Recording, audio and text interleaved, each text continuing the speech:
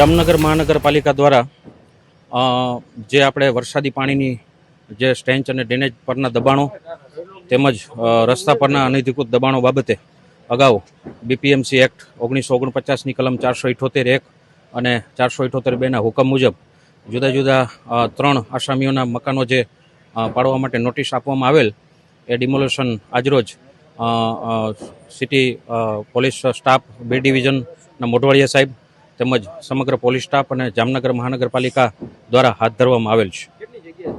અંદાજે 2500 ફૂટ જેવી જગ્યા છે અને 3 મકાનો છે. વિસ્તાર મોમાઈનગર શેરી નંબર 1.